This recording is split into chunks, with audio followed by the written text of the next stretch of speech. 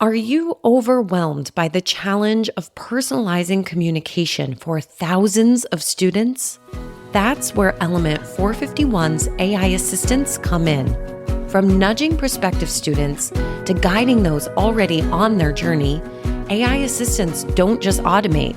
They write, build, and optimize every step of your digital campaigns. Discover how at element451.com/AI team. On the flip side, if you find that the value is not there, that perhaps you are a very high-priced, private, tuition-dependent institution that disproportionately educates liberal arts in a mid-tier market that doesn't have clear career outcomes, well, then maybe you need to blow up your offerings and start offering some other stuff. Hit it! That's what I'm talking about. Wait! Okay, now, from the beginning. Hit it, boys. Welcome to Higher Ed Pulse, your Monday morning energizer covering insights and trends in higher ed marketing and enrollment. I'm Mallory Wilsey, bringing over 15 years of ed tech and marketing expertise to your earbuds. And I'm Seth Odell, joining the Pulse with my own adventures from leading marketing at top universities to founding Kanahoma, one of the industry's fastest growing digital marketing agencies. Each week, we bring you the kind of insider insights you typically only find over cocktails with your pals at a conference. It's fast, it's fun, and it's designed for you, the busy higher ed professional. You're not just listening to another podcast. You're checking the pulse of higher education. Higher Ed Pulse is part of the Enrollify Network, a robust collection of podcasts designed to help higher ed professionals like you grow. Explore our other shows at enrollify.org. Enrollify is made possible by Element 451, the next generation AI student engagement platform, helping institutions create meaningful and personalized interactions with students. Learn more at element451.com. Hello and welcome to another episode of the Higher Ed Pulse. I am your co-host, Seth Odell, and joined by the unbelievably talented, wonderful, and warm Mallory. Mallory, how are you doing? I was just sitting here hoping that you were going to use at least 3 delightful adjectives, because when you open, Seth, this is like my daily affirmation. Here we are. There you go. You know, I am here to only reflect and remind you of your greatness. You are wonderful, and I love being around you. You have great energy. You're wonderful. You're talented. You work super hard. You're the best. So I'm exhausted. I'm coming off of a week of Hyatt Web and MACAC. I need a week to sleep. I am the sleepy and probably sick Mallory today.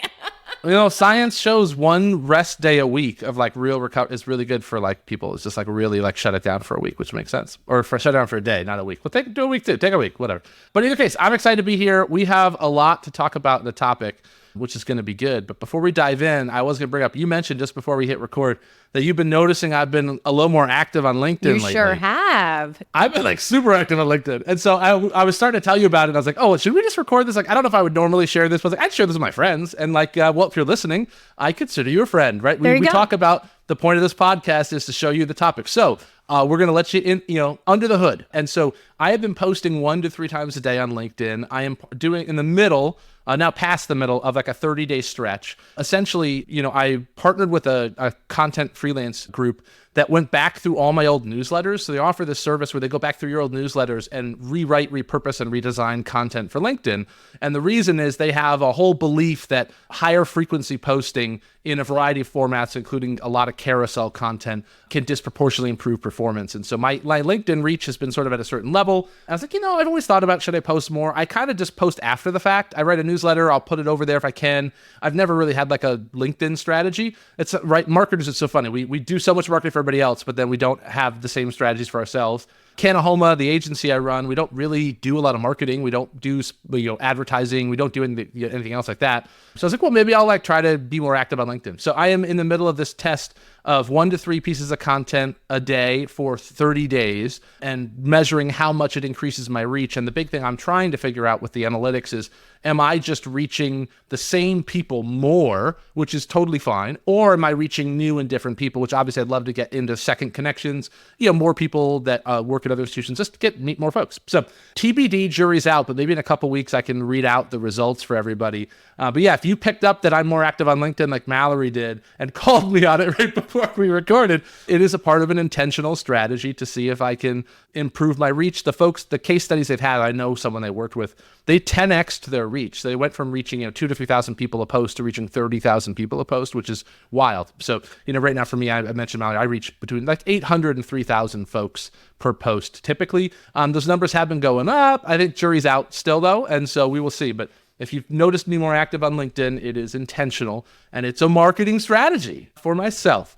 There it is. There it is. Sometimes those cobbler's kids need shoes too. For the record, Yes. I hate that phrase. That's like my least favorite it. phrase on this planet. I can't believe it just came out of my mouth. That was like a very dad thing to say. It was my Michael Stoner phrase. And he was like my father. Like he was my work dad. So there you go. Totally. That would be Michael Stoner's. And Michael, that's so great. I hope he is well. He's so wonderful. I was on a little Michael tangent. I was in ChatGPT doing some influencer research, and he was the first name that ChatGPT returned to me. And I was like, oh, Michael Stoner, the man, the myth, the legend. Oh, just too good. Clearly influential. I will warn ChatGPT, good luck getting an email back in retirement, though. That is, a man who is properly faded in well-deserved a slower piece. Living his best Woodstock, Vermont life right there. Yes, it's just an awesome place to be. Shout out to Michael. All right, well, Seth, yes, let's get into it. I will say for the record, I've loved the uptick in your LinkedIn content. It's super interesting. Thanks. And yes, in a couple weeks, the invite is there. Let's talk about it and see how it went for you, because us marketers need to measure in order to be effective. So we will hold you to it. But anyway, we've got a big topic to talk about. I'm going to turn it back to you to tee us up. Sounds good. So when we talk about things that marketers can do, this is a topic that's a little bit outside of our reach, but I think is absolutely critical because it's at kind of the heart of so much of what's influencing our industry. So we wanted to talk about the growing consumer confidence crisis in higher education. And so today's is not like a tactical tips episode. It is more like, are we all on the same page with what's going on? When people ask me what I'm most worried about my work, how's the business going? What are you most worried about? I always tell people, I'm not worried about the business. We're doing great. We're growing. I'm really worried about the consumer confidence crisis in higher ed, and that the collapse of confidence in the degree is growing at a rate beyond the rate that institutions are responding to it. And so what does all that mean? That's what we want to unpack today. So I think we got to start with what's the problem that we're seeing in the market, kind of put it into context, and then we could talk about what can at least institutions do, even if it's not necessarily marketers themselves. So I'll start on the problem side, but I would love your thoughts, Mallory.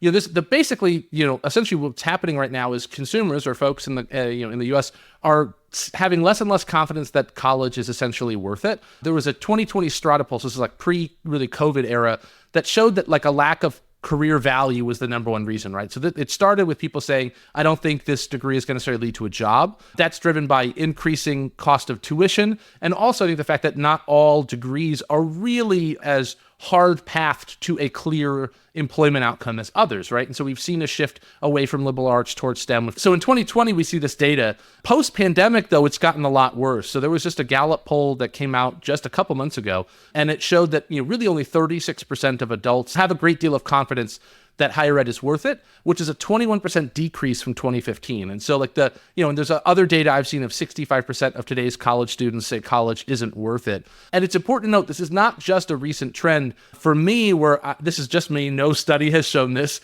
Do your own research, but I trace this back to the 2008 financial crisis. If you look at Google Trends for the phrase, is college worth it?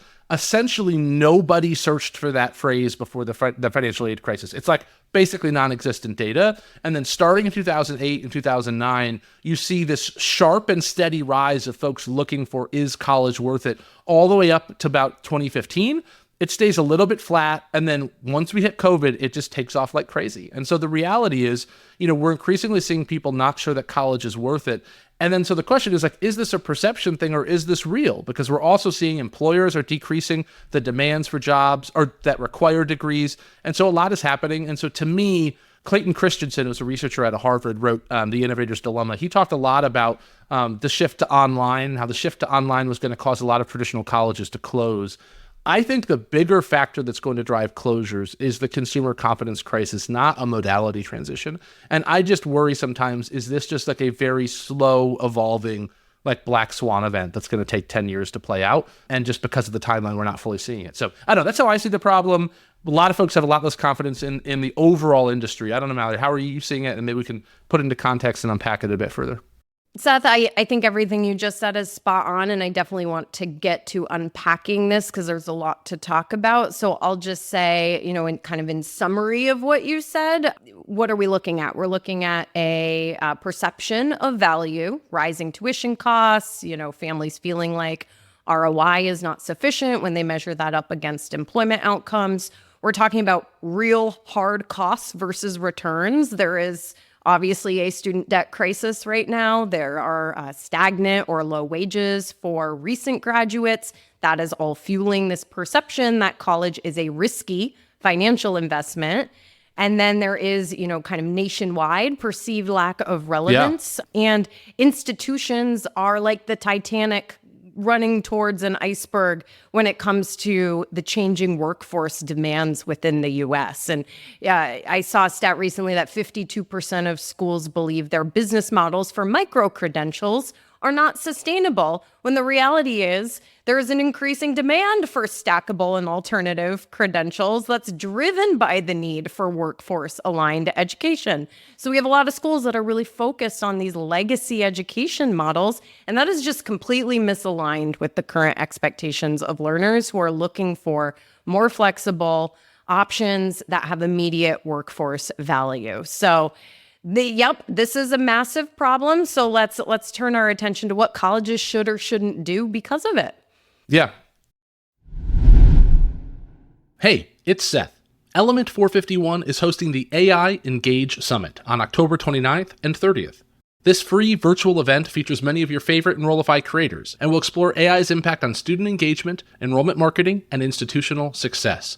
Learn to tap into AI to automate personalized outreach, improve your emails, streamline content creation, and boost campaign performance. Plus, hear directly from current students on how AI is influencing their engagement and campus life. Don't miss my opening keynote, State of the State, a candid look at where we are and where we need to go. The AI Engage Summit is your guide to understanding and applying AI at your school. Registration is free. Visit element451.com to save your spot. Now, back to the show. I think the first and biggest thing, and like even if you aren't in a place to have this conversation, maybe with your president or your cabinet, have it at least with yourself. I think the first question is the value there? Just because there is a crisis in consumer confidence doesn't mean that it's justified to your institution or your offerings.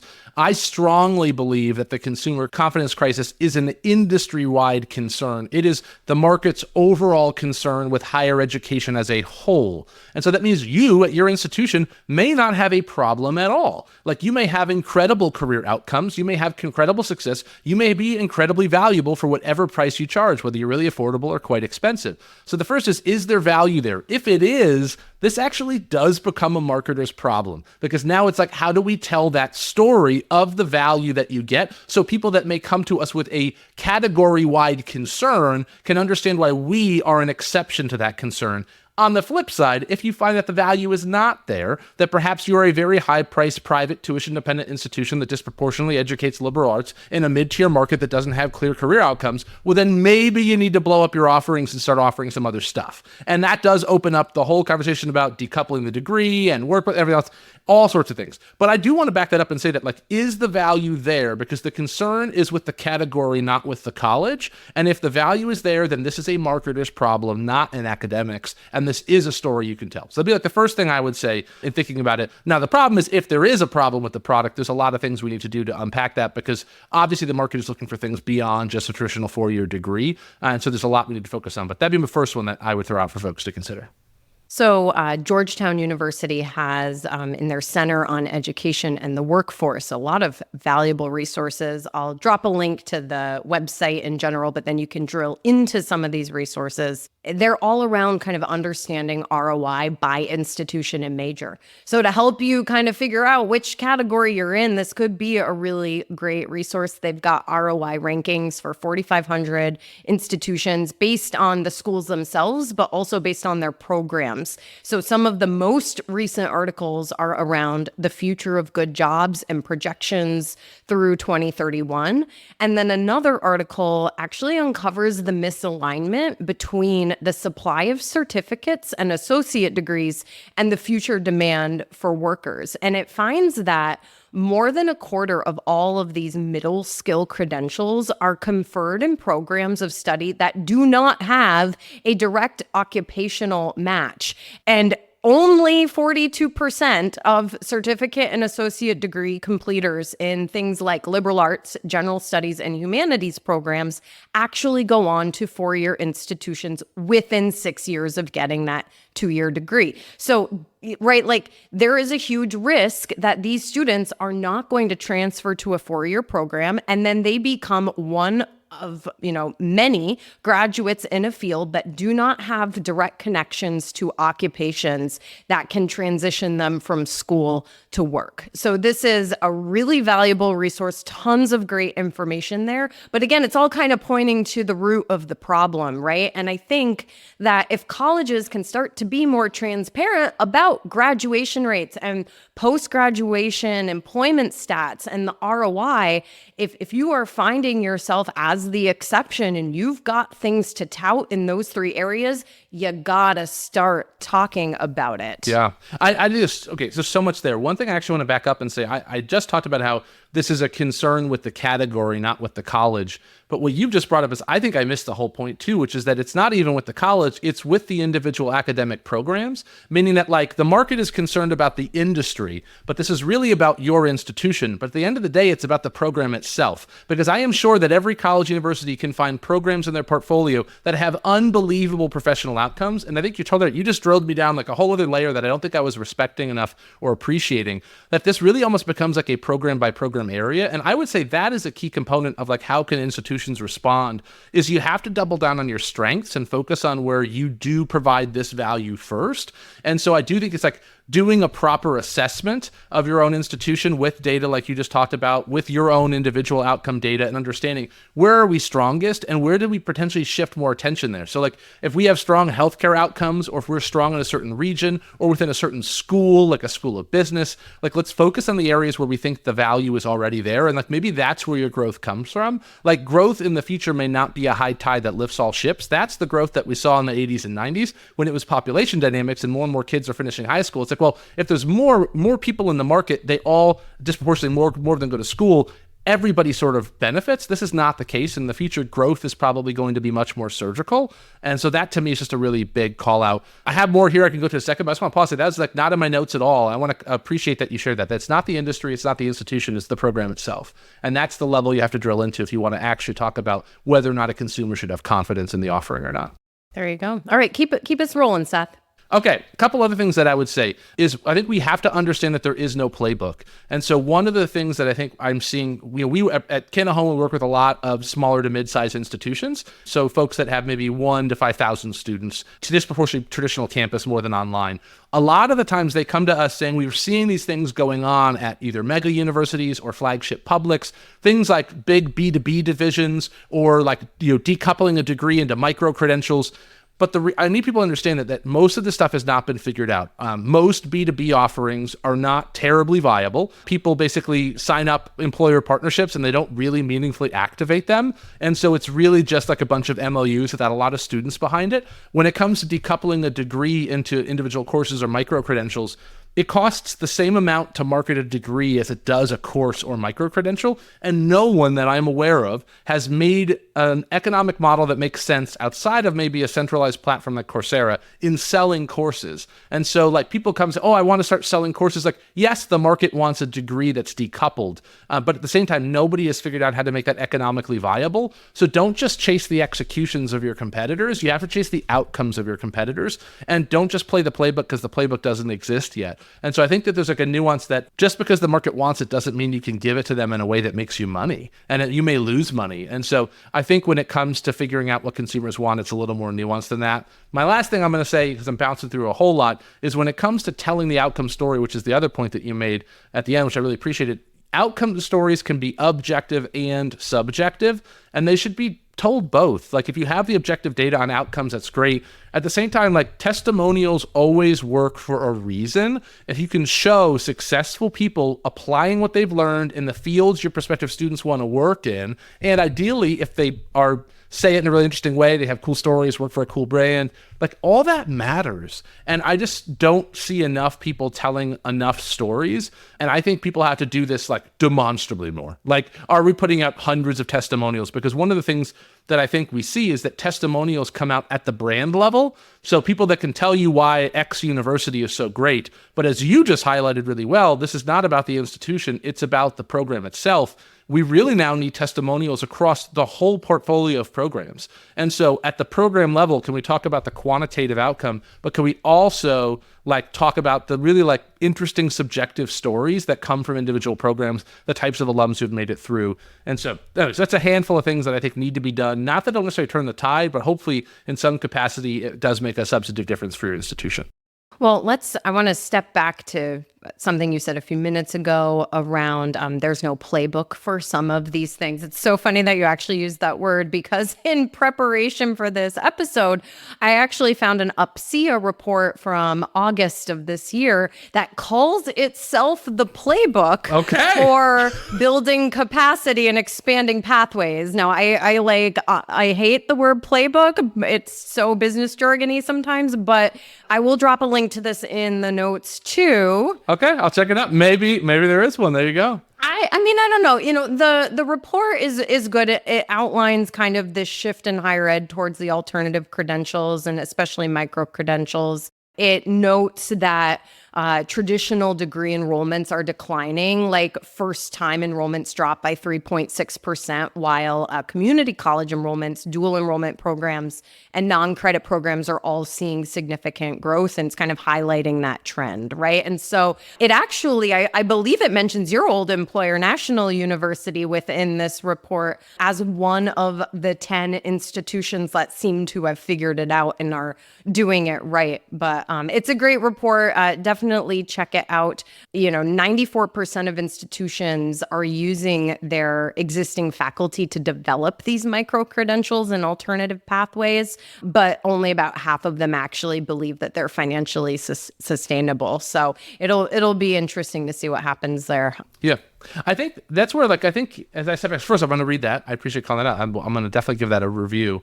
So one of the frameworks I think that would be helpful for listeners is, like, what advice should you give to your president? Like, my hope is that presidents are having conversations about the consumer confidence crisis with boards. And there are a few things that I think a marketer can provide a unique perspective to. I think the first is that brand matters more now than ever. Just because there was a documented growing concern with a category or with our industry doesn't mean your brand can't rise above it. You know, UCLA is still the number one public institution. Harvard is still in high demand. There are brands that people are not questioning the value of. And while if you're a mid-market player, it may be difficult to imagine yourself there. Within your own backyard, I think it's reasonable that you can build a reputation where you are viewed as someone who can provide professional pathways. The second thing I would say to a president is we need to find our value and double down on that.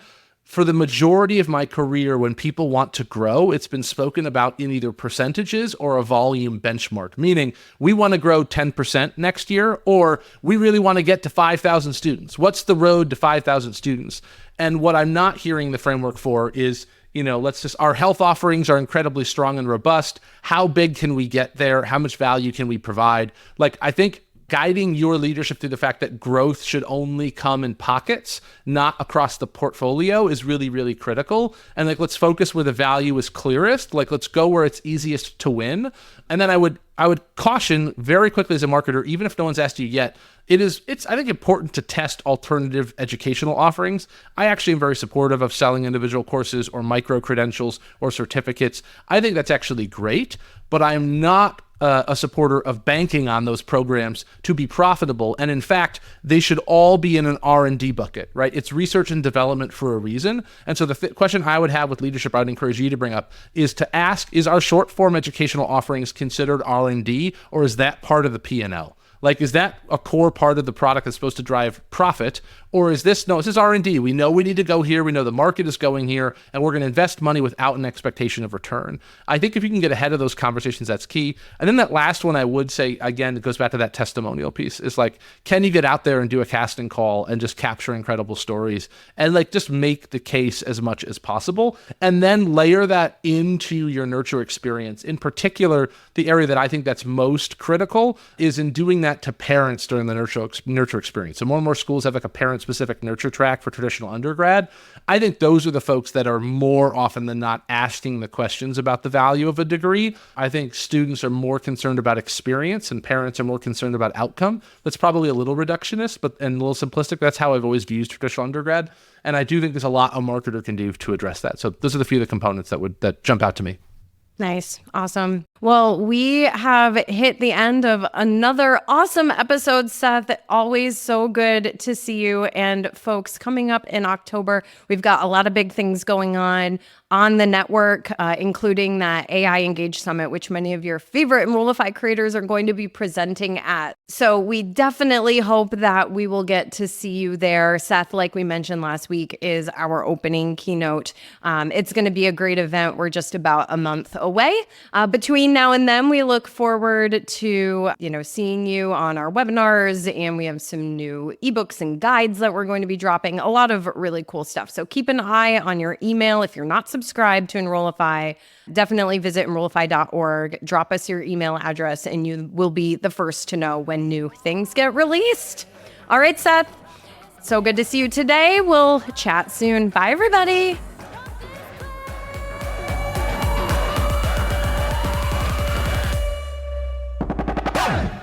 The Higher Ed Pulse is part of the Enrollify Podcast Network. If you like this podcast, chances are you'll like other Enrollify shows too. Our podcast network is growing by the month, and we've got a plethora of marketing, enrollment, and higher ed technology shows that are jam-packed with stories, ideas, and frameworks, all designed to empower you to be a better higher ed professional. Our show helps higher ed marketers and admission pros find their next big idea and features a selection of the industry's best as your hosts. Learn from Brian Gross, Eddie Francis, Jenny Lee Fowler, and so many of your favorite leaders in higher ed. Enrollify is made possible by Element 451, the next generation AI student engagement platform, helping institutions create meaningful and personalized interactions with students. Learn more at element451.com.